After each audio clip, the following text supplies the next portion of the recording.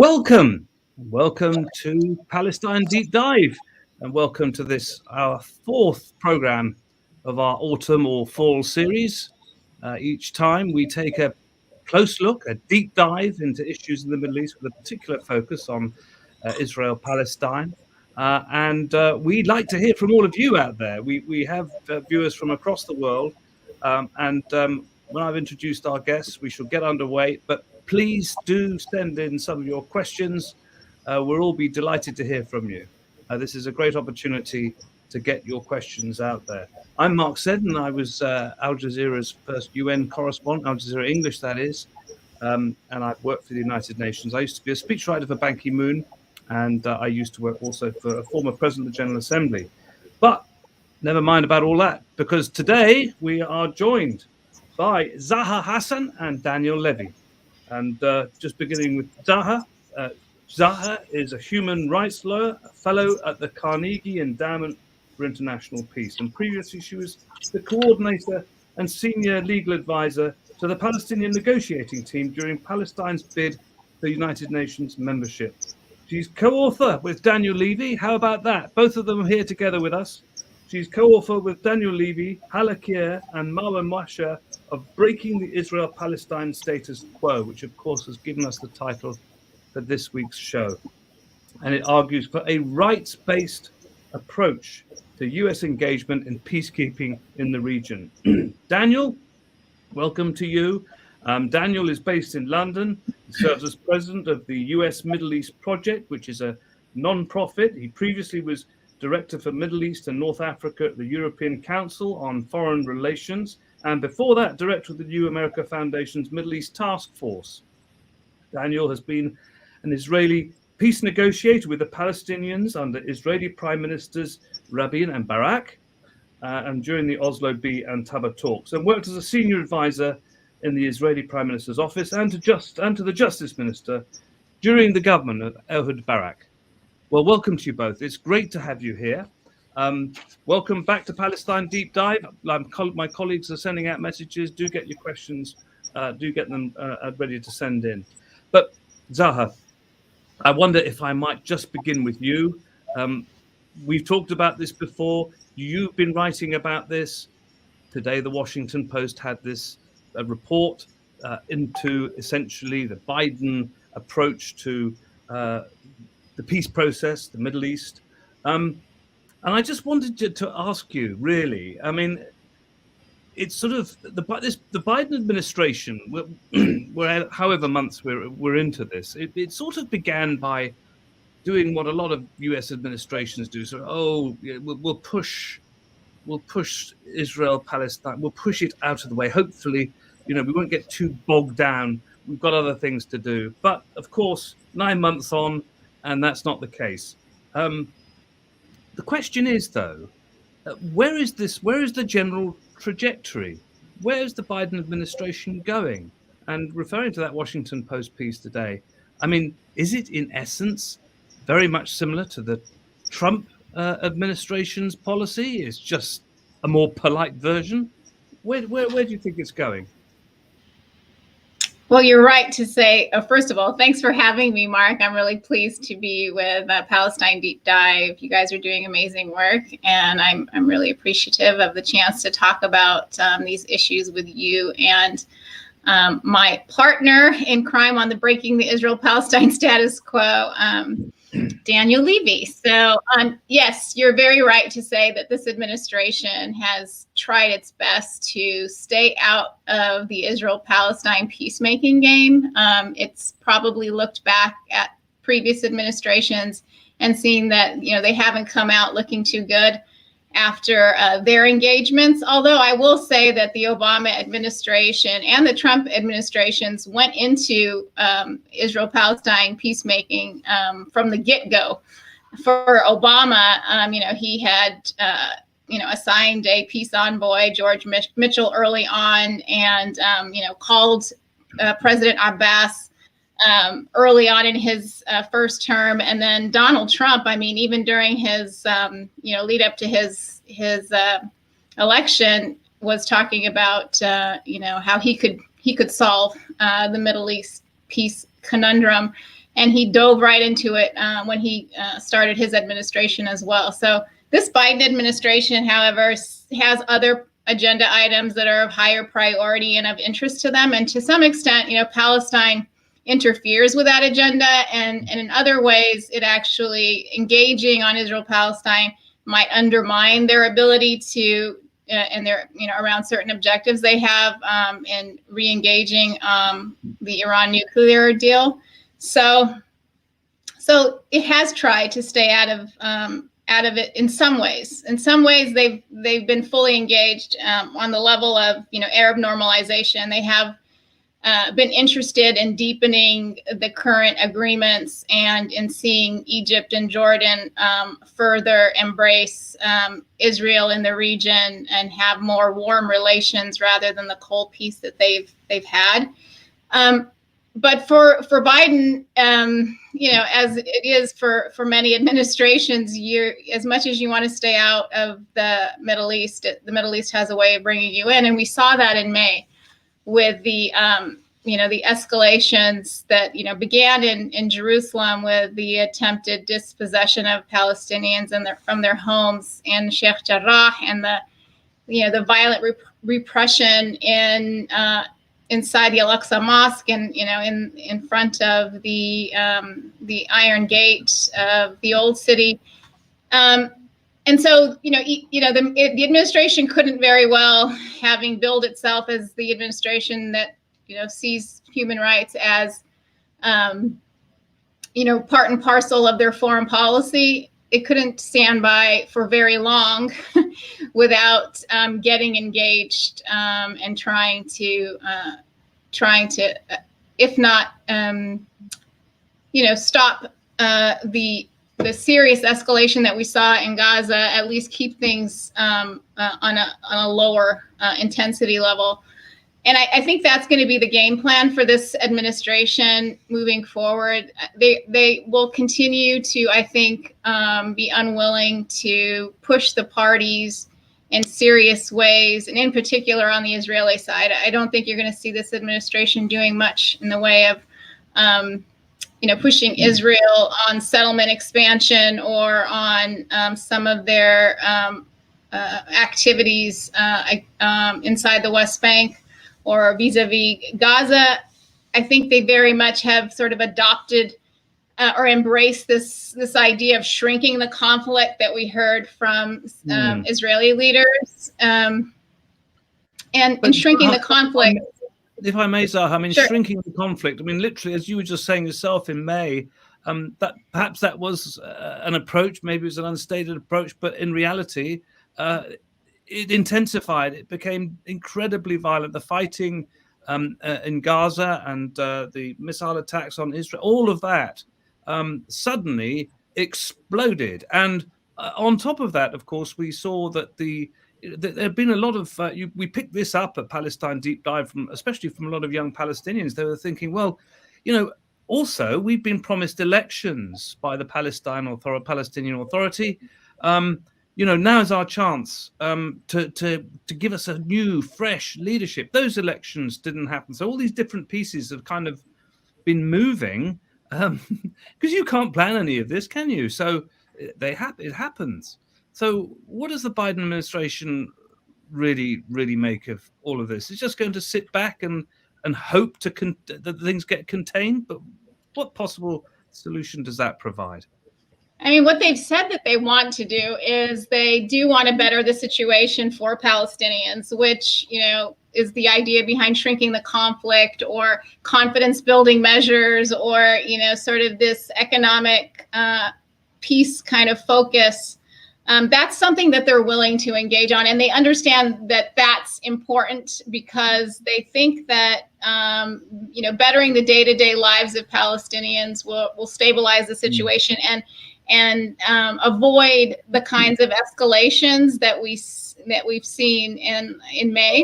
But the reality of the situation is that settlements are moving full steam ahead. Settler violence is on the rise, and we've seen, IDF soldiers sort of standing by, allowing, the settlers to ravage through Palestinian villages and uproot Palestinian olive trees, making it impossible for Palestinians to live in their homes and towns. So this de facto annexation of Palestine's continuing, and I think Jerusalem is going to continue to be sort of the flashpoint around all of this, because the evictions of Palestinians and the dispossession that's going on in Jerusalem is going to continue, given the fact that we have an Israeli government that's sort of made up of this trifecta with the prime minister, the current prime minister Bennett, as sort of trying to make nice with the forces inside of Israel that are interested in moving forward with annexation and with settlement construction. And then you have the outward looking face, which is the foreign minister Lapid, who makes it all look better for the rest of in front of the rest of the world, by saying the right things and by lowering the temperature between Israel and the U.S. and other other Western countries. And then you have Gantz, who's the defense minister, who is the party that's relating to the Palestinians, because at this point the only relationship Israel sees from the Palestinians is one of maintaining that security cooperation. And I think for the U.S., this is a welcome development and a reprieve from the difficult relationship that Democrats had with Bibi Netanyahu. But ultimately, this isn't going to prevent the kinds of escalations that we saw in May from occurring again. If I may, I'd like to bring in Daniel. Daniel, thanks very much for joining us. Looking at this, you did certainly before the presidential elections in the United States, you got the impression that, of course, Joe Biden, very much an old-style Democrat, a union guy, and all the rest of it, is going to be different from Trump. Well, that wouldn't be too difficult. But there were interesting things happening within the Democratic Party itself. There was a kind of reset going on of sorts. But we've just seen this vote on the Iron Dome with, I think it's an extra $1 billion voted through for that, with very, very little opposition, if any. Also, it's absolutely clear from what Zaha was saying just earlier. There's been the United States has moved to restore funding to UNRWA, and certainly the damage that was done by the Trump defunding of the UN and its agencies is being restored. But what do you make of that? That essentially, really, despite everything that's happened in America, that there's a greater realization, understanding of what's been going on in Israel-Palestine, especially amongst younger people. I think that really something must be done. But nothing seems to be happening at the top of the Democratic Party. So how do you work that one out? Well, as Zaha said, first, it's just a pleasure to be here with you, Mark, with Palestine Deep Dive, and with Zaha. And it's nice to see her and to be able to do this together. Look, Biden it's a different administration in very fundamental ways when it comes to the domestic American scene. On national security, on foreign policy, it's also different. But Biden is an American exceptionalist. He believes in the indispensable nation in those old school ways that I think have largely been disproven. And even more so, I would argue, than in the administration he served in as vice president, what is increasingly acknowledged, and the term is being increasingly used, as the blob, has a lockhold on foreign policy in this administration. And that comes with a number of things which we won't go into, not now at least, in terms of our focus and what you just asked me. What you have on the Israel-Palestine question, as you've said, is some very interesting shifts inside the Democratic Party, inside the voting constituency, inside the political organizing and mobilizing of Democrat grassroots activities, and that feeds into Congress. There's a time lag, there's an intensity lag, but you do see it. You see it in many respects. Biden has probably shifted to the left on some areas, not on this one. Very conspicuously and distinctly not on this one. Now, it's one thing, and Zaha, I think, was really helpful in pointing out that the premise that incoming administrations automatically put this on the back burner isn't necessarily the case. Mitchell under the special envoy, George Mitchell under President Obama on day one, Trump coming in saying we can revolutionize how you do Israel-Palestine. Now, I would not necessarily be against an administration actually coming in and saying, we are not going to prioritize this. We've got to give breathing space to the parties. This has its dynamics over there. We shouldn't put our thumb on the scales. But not putting your thumb on the scales means a lot of things. And you're putting your thumb very heavily on the scales if you continue to offer Israel cover at the United Nations Security Council with your veto. You're putting your thumb on the scales if you continue to provide the kind of assistance that you do to Israel, not just security, financial, military, but also diplomatic.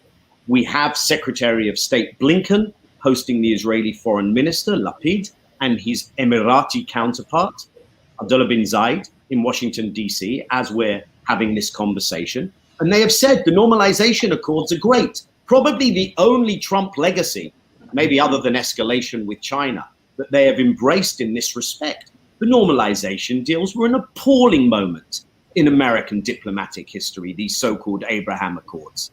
They were by design intended to undermine peace efforts, to marginalize the Palestinians, to intensify an internal Israeli narrative of we get peace for peace, not land for peace. The more you bash the Palestinians, the better Israel's international relations can. So they have embraced all of those things. But, and here's where it is interesting. They do this in the context of a somewhat changing Democrat Party. Now, I don't think the Progressive Caucus has reached a stage yet where it can define policy, but it can flex its muscles, as we saw over the social spending and infrastructure bill. A very important moment, potentially, in American political history. And what's fascinating is the American political reality, which I looked at for many years, has shifted. And that political reality revolved around an acronym called PEP, where you could be a liberal Democrat, but you were progressive except on Palestine, hence PEP. You were progressive on everything, but Palestinians had to be treated differently. Israel had to be treated differently. That has shifted. That has shifted because of the phenomenal organizing on the ground, mostly within the Democrat Party, of people who, maybe some of them are listening to us today, who have driven the Palestinian issue to the forefront of that progressive agenda. So you have this organizing around that issue. How far will it go? How far will they go to the mat on this issue? When? Over what specific policy areas? How far can it be taken? Those things are still unclear, but it's only going to be through the continued movement building and political organizing that one pushes the envelope and tests the hypothesis that Biden will have to be, and any future Democrat administration will have to be responsive to a base that is not okay with business as usual on Israel-Palestine. Daniel, you can see if you from an outsider's point of view, if you're looking in, you say, well, this normalization has got to be a great thing. Look at these Gulf states. They want to reach out to Israel in the same way that Egypt did once and Jordan did. Well, this has got to be a good progressive thing.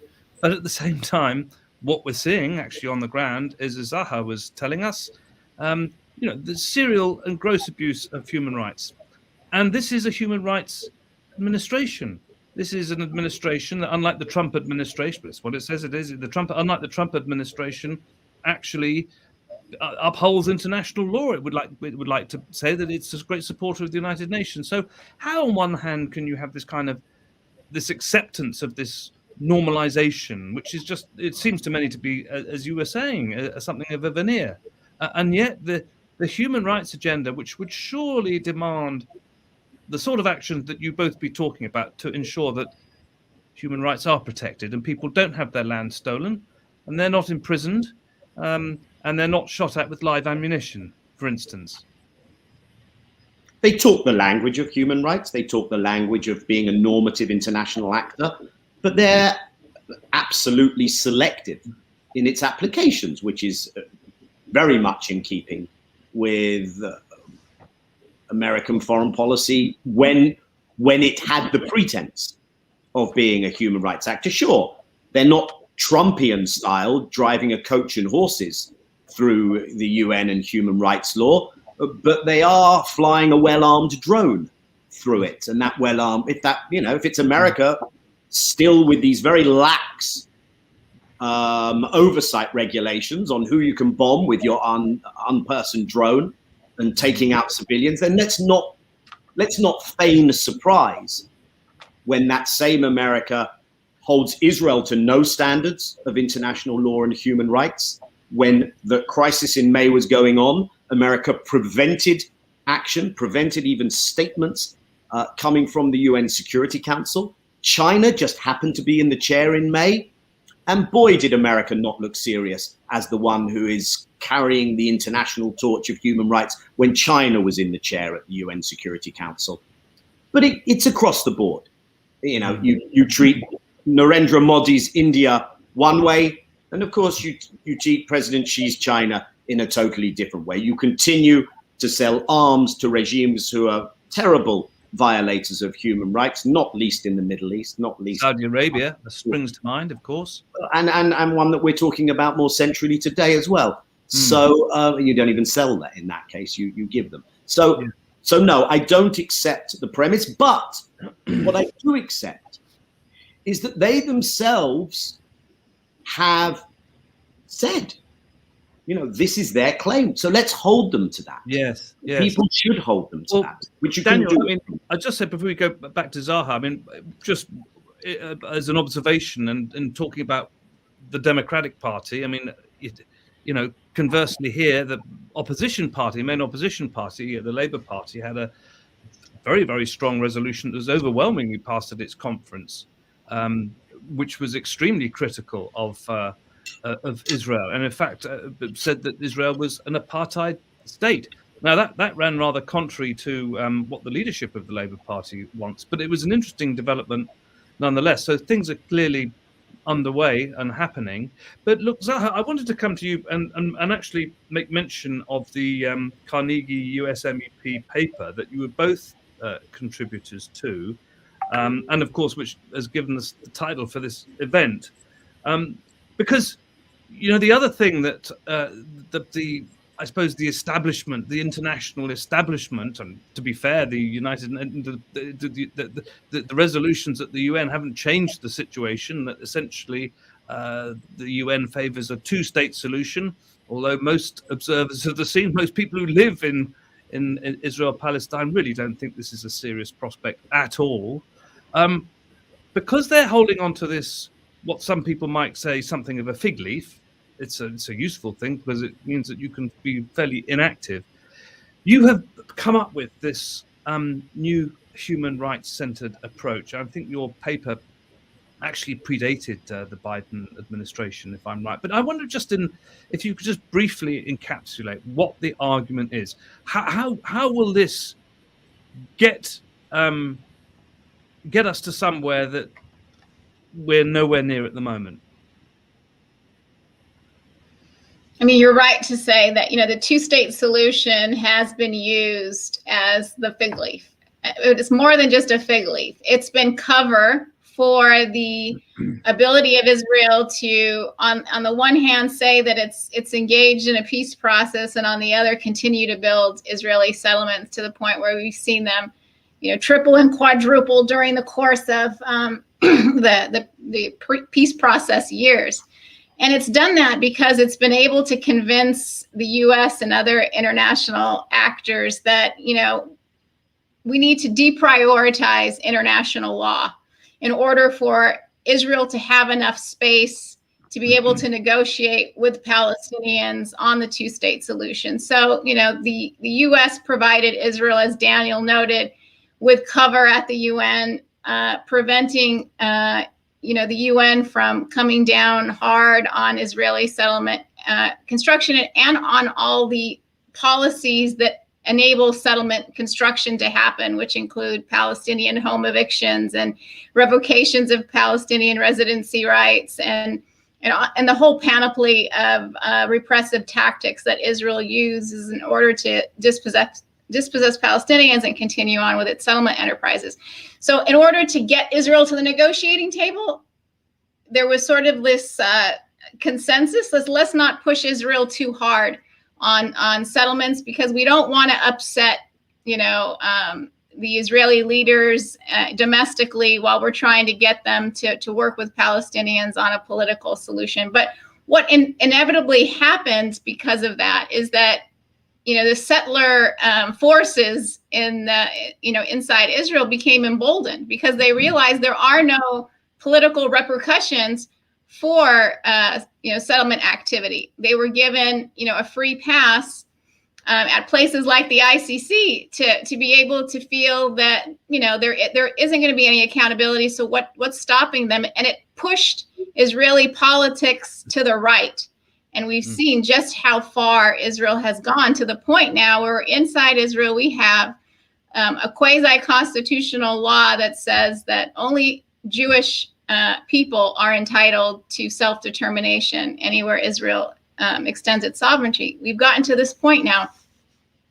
And so the Carnegie US MEP paper basically argues that we need to stop this warped incentive structure that we've created here in the US with our US policy and start to bring back international law and accountability so that we can change the political calculations, particularly of Israelis, so that they can, realize that there are going to be ramifications around their continued settlement expansion.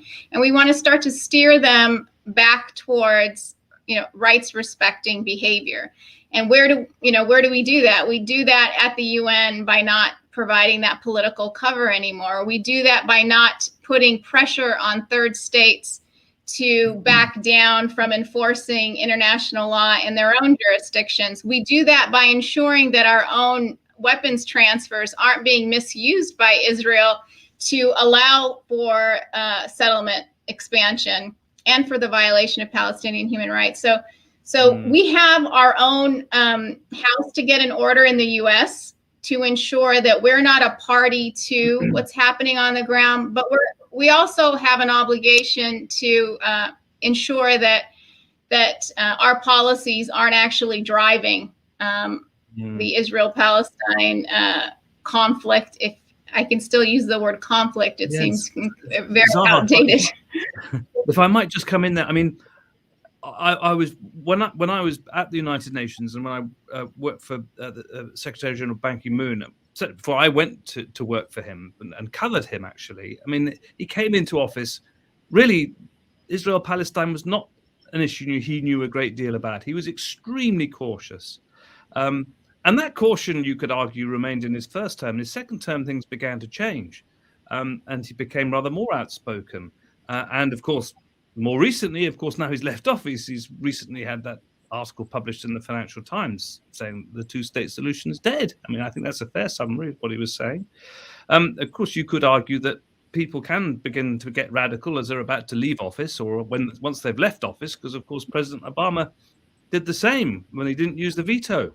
But interestingly, as you're saying that, I'm thinking to myself, well, look, the Secretary General, Antonio Guterres, is now into his second term. He's not going to get another term.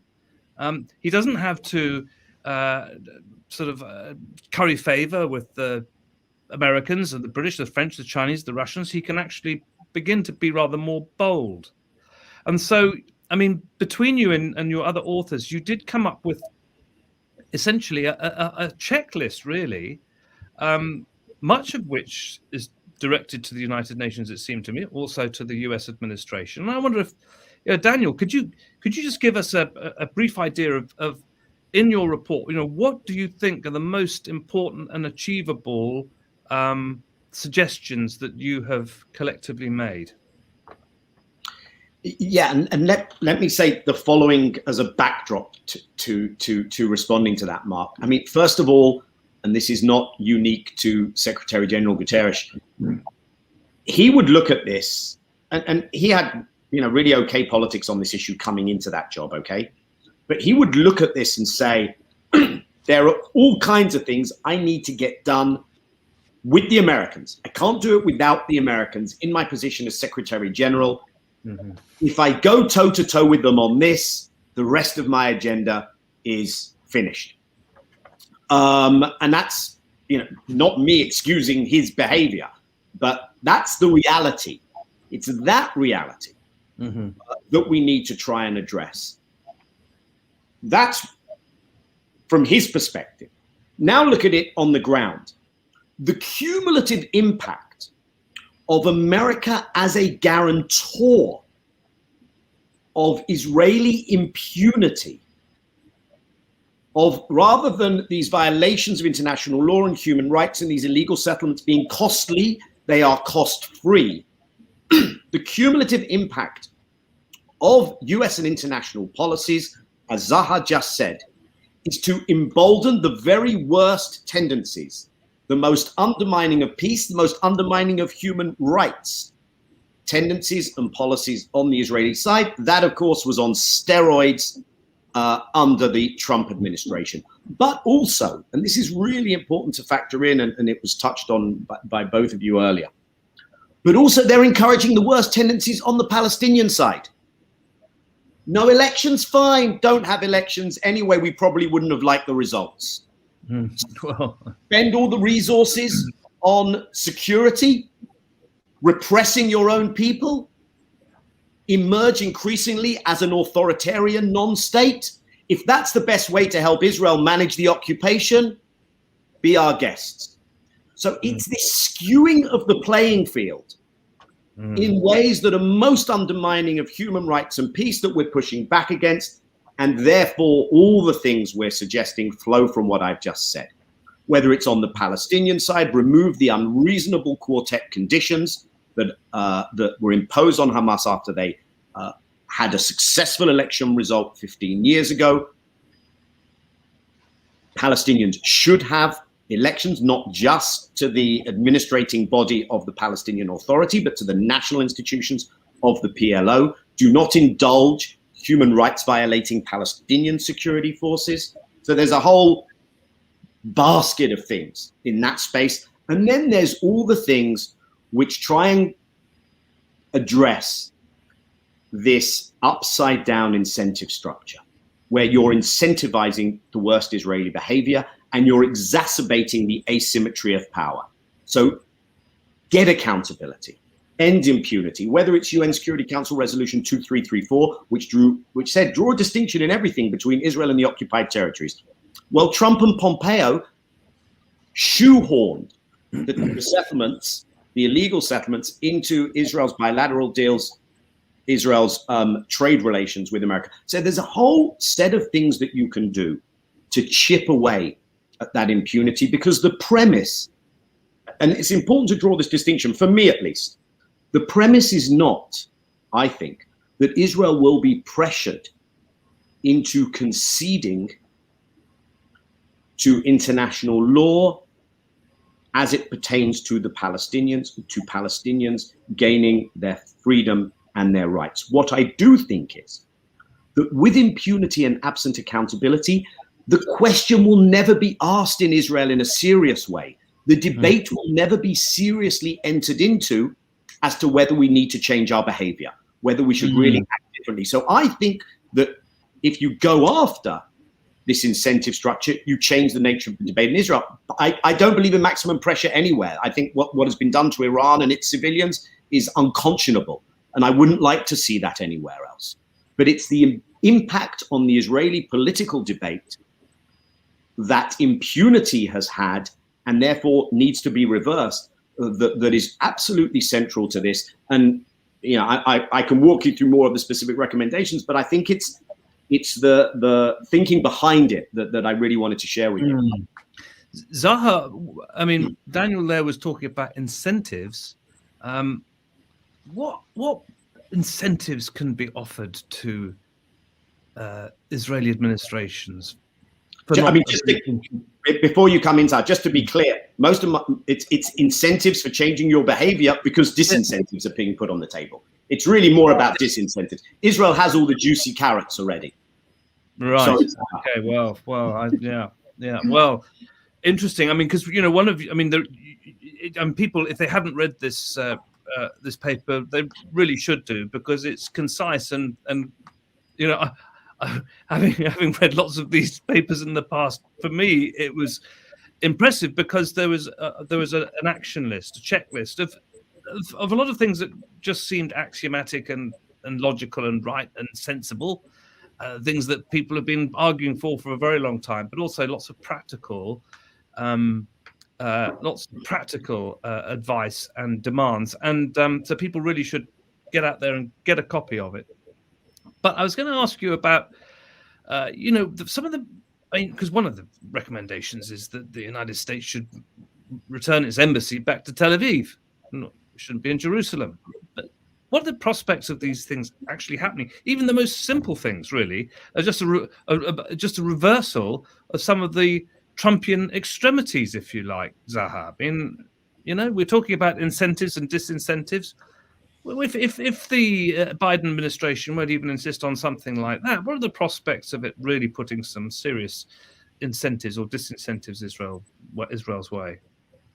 I mean, but Daniel's right. We've given a lot of carrots to Israel right now. So the idea is to disincentivize or put some strings on the things that Israel does get from the U.S. Obviously, an easy ask right now of this administration would be to reverse a lot of the egregious things that the Trump administration did that were really, against international law. And unfortunately, on a lot of those items, we have not seen much action from the Biden administration. One of the things that they've talked about was, reopening the consulate in East Jerusalem, which is something that we called for, but we also called for that to be understood as the future embassy to the Palestinians, because we recognize in the paper that, the idea that the U.S. would move the embassy to Israel back to Tel Aviv, it was probably not going to happen. And in fact, Biden said he would not do that during his campaigning. But if there is going to be a solution in which Palestinians and Israelis share Jerusalem, then there should be a Palestinian capital in Jerusalem, and consistent with international law, which is that East Jerusalem is occupied territory, that the U.S. Consulate should reopen. And we have heard, the administration talk about reopening and promising to reopen the consulate in East Jerusalem. But we've also heard very clearly, even in the last week, various Israeli officials saying, absolutely, that's not going to happen. It needs our permission, and we're not going to give it. And this is coming from a country that's, the recipient of $3.8 billion a year in U.S. free money, and is going to get another $1 billion, saying this to the U.S. So the question is, exactly what should the U.S. be doing when it has a friend that doesn't feel inclined to take advice or to accept recommendations? You have to get a little bit tougher if you mean what you say. And so, we'll have to see whether or not the consulate reopens that serves Palestinians, has historically served Palestinians, if that gets reopened. But that's really not, that's not, though it has some symbolic importance to Palestinians and some practical importance in terms of being able to, to get your paperwork done at the U.S. Embassy, or the U.S. consulate. The really more important issue is Palestinian presence in Jerusalem and the fact that it's so threatened. And we haven't seen a Biden administration come out strongly about Palestinian dispossession in East Jerusalem. We have heard them sort of recommend to Israel, you should find a solution that allows the families to stay, but really not taking a real position on Palestinian dispossession in East Jerusalem, which we know isn't accidental. It's part of a longstanding plan for Israel to change the demographics of the city in a way that ensures Jewish dominance and maintains the entirety of Jerusalem under Israeli sovereignty. So this administration, just as we said from the very top of this program, is not wanting to get into any kind of battle with Israel over these very, what should be very simple things that the Trump administration changed, but the Biden administration has yet to reverse. And even things again like the customs labeling. I think Daniel mentioned that the Trump administration allowed for products in the West Bank in Area C, which is under Israeli security and administrative control, to be labeled as made in Israel. This administration has yet to reverse something like that, which should be, again, something easy. It can be done without Congress. You just need to change the regulations back. Then, Zaha, I'm sorry? What is causing this blockage? Well, why is there no action on these very simple things that would actually demonstrate that America is doing something, even if it's not a great deal? I mean, surely it would want to prove to its European allies, that it's doing something. I think the administration really would like to do these things. Like, I believe that right now they have a battle in Congress on these other very important agenda items around the budget and around, social welfare provisions that the Democratic Party wants to see get passed. Every time they bring up an issue related to Israel, it becomes a football between the Republicans and the Democrats, and the Republicans are attempting to make the Democrats look like they're anti-Israel. And so there's this real concerted effort just to not deal with these things, at least not for now. Like, I do believe that this administration does want to reverse some of these things that the Trump administration pushed forward. But I just think the timing for them right now is terrible, and they don't want to have these fights. But honestly, I don't know when the timing is going to be good, because the Republicans are always going to want to paint the Democrats as the anti-Israel party. I think especially under President Trump, they learned that this was a good winning thing for them to that puts the Democrats on the defensive and makes them a more attractive party to Israel. And so this is something that's going to have that this administration is going to have to contend with, but it's going to complicate even the very most simple efforts that they are willing to take to reset U.S. policy in Israel-Palestine. Can I add to that, Mark? Of course.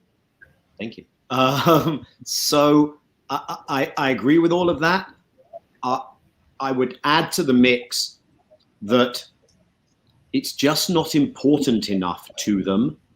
And on the other side of the ledger is a politics around Israel, as Zaha has said, in the US, where it can still be anywhere on the spectrum from irksome and time-consuming to actually annoying, costly, to do things that the Israeli government and its supporters are going to go after you for. And on the other side of the ledger is an Israeli government that is saying, go easy on us. We'll do good things. We want to try. We're not Netanyahu. You don't want to see him come back, right? Because we're really fragile. We've got this terribly fragile coalition and an Israeli government that says, we want to get Iran done, right? We're behaving ourselves on Iran. We're not kind of mobilizing your own Congress against you on your Iran talks. So not important. Oh, and by the way, not insignificant, you have a Palestinian leadership that goes to the UN General Assembly and is Mr. Resistance, and comes home and is the subcontractor to shrinking the conflict collaboration with the Israelis on the Bennett, Lapid, Gantz agenda. He meets with Gantz. He says, I'd really like to meet Bennett and the other far-right minister, or one of the other far-right ministers, Ayelet Shaked. She says, no, thank you, and goes further than that. So that's another problem. How do you change that? You shift the cost-benefit calculation of the administration that they can't ignore it. And that precisely goes back to, look, we put out a report. We did a policy wonk piece of this. You know, we spoke, we gave the narrative, we gave the explanation, we gave what the policies need to look like. Other people are doing phenomenal organizing, movement building. Yes. People look at something very real. Look at what happened in New York's 16th congressional district in a Democrat primary, where one of the biggest carriers of water for Israel in the Democratic Party in Congress, Elliot Engel, loses a primary to Jamal Bowman. You know, those are the things that slowly shift the politics, and that slowly shifts the calculation. It's not important enough for them. Well, it has to be, because enough of your members are saying you don't get a free pass on this. Well, Daniel, as you're saying that, I'm also thinking, you know, that sometimes, you know, we get caught up with the heavy duty stuff. You know, it's too complex, it's too complicated, it's difficult, it's intractable. And yet, you know, the simple arguments are sometimes not deployed. I mean, for instance, 3.5 billion a year, this extra billion that Zaha just mentioned for the Iron Dome, 4.5 billion. You know, it's a gift. There's no attachments to it.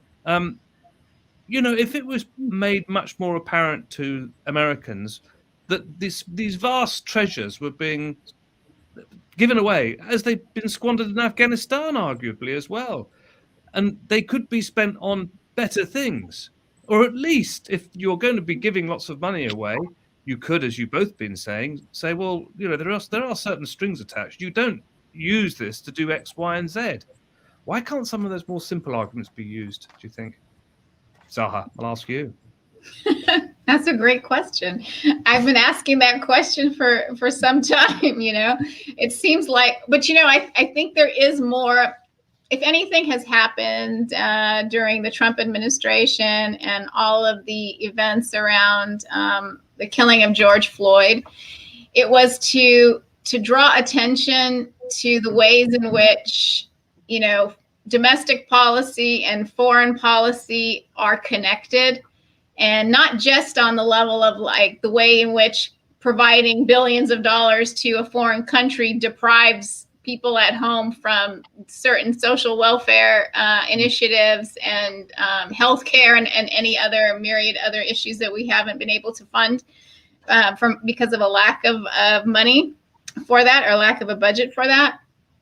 But besides just the financial costs, it's the ways in which our hyper militarized police force has gotten training over it abroad with Israel, or how we've been exchanging tactics between our two countries, and how that has impacted us domestically at home, and how it has implicated us abroad in human rights abuses. And there's a growing realization that, you know, this is not good for America. It's not good for America in terms of its reputation abroad. It's not good for America in terms of its relationship and its social contract with its own people. And so this, I think, is germinating.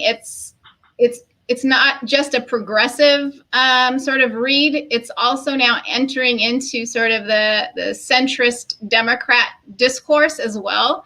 And so we just have to, you know, wait and see as to how, you know, how it will grow. For sure, there's, you know, growing conversations around, you know, the extent of the security assistance we provide Israel. Is it appropriate? We aren't to the level yet. We don't have the numbers to make a change on that. But the conversation that was never happening is now starting to happen. We're having more conversations about conditionality than we've ever had when it comes to Israel. I mean, we condition aid everywhere. We provide aid, and but not with Israel. In fact, it's heresy to suggest, but it's not so anymore. And like, we're able to have these conversations.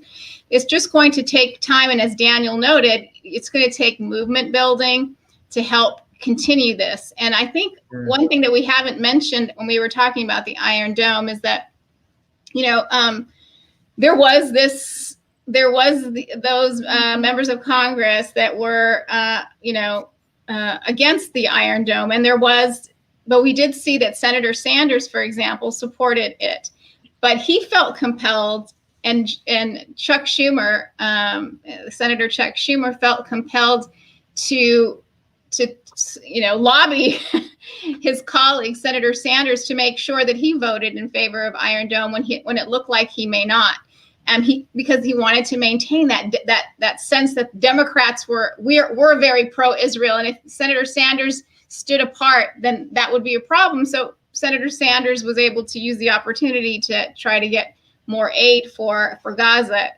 saying that he had gotten a promise or a commitment of working towards $1 billion in assistance to Gaza for reconstruction. So it isn't business as usual completely. There are some glimmers that there's some progressive power being felt, and that the trend is towards more accountability. The trend is more towards questioning exactly, what are we getting for what we're spending with Israel and other Zaha, countries as well in the Middle East. Imagine, Zaha, if you're Palestinian, this is yet more time you've got to wait, and there's no time to wait. But at the same time, essentially, You're both really talking about what is in effect an enormous burden. As Afghanistan was a burden, so Israel is a burden, especially if nothing is changing, and you're being embarrassed by this burden. I curiously, as you were talking just then, I was thinking back actually to the fall of Dien Bien Phu in Vietnam, when the Vietnamese looked to America as a country that had also thrown off a colonial yoke, and the Viet Cong presumed, and actually they were right to begin with, that America would not be for French colonialism and would be for a free Vietnam. And the question, I suppose, for America, the bigger question is, does it want to be seen on the right side of history again? Could it court popularity in the global South by being an anti-colonial power again, given its own particular history? I mean, it's a bit out there, that question, but what do you think of that, Zaha? That goes back to this, this idea of the way in which our foreign policy and domestic policies they're starting making connections between them. And I think, I don't think we're there yet, working out our own colonial past in the U.S. and our own, sins of slavery and all that came following that.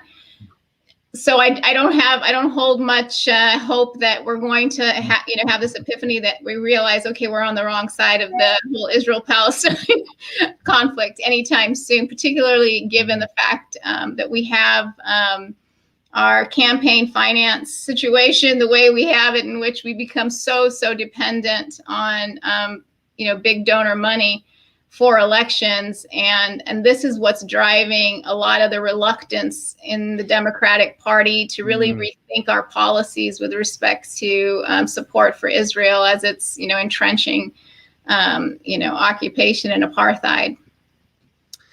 Daniel, I mean, unfortunately, we are sadly running out of time, so I think I'll come to you, if I may, finally, really, and say, you've had this history as a negotiator. You've been involved in peace negotiations. You've seen what is possible and what isn't, and also I guess you've looked at the example of South Africa and how at the end of apartheid there was a Truth and Reconciliation Commission. And I'm just wondering, just thinking thinking out of the box a bit, is there a possibility of perhaps having the elders convene a kind of human rights Truth and Reconciliation Commission to really give this a kick, but push it right up there and center it around the United Nations, perhaps, but have it this is a new approach. We're taking the basis of what you've all committed to this paper, this Carnegie paper,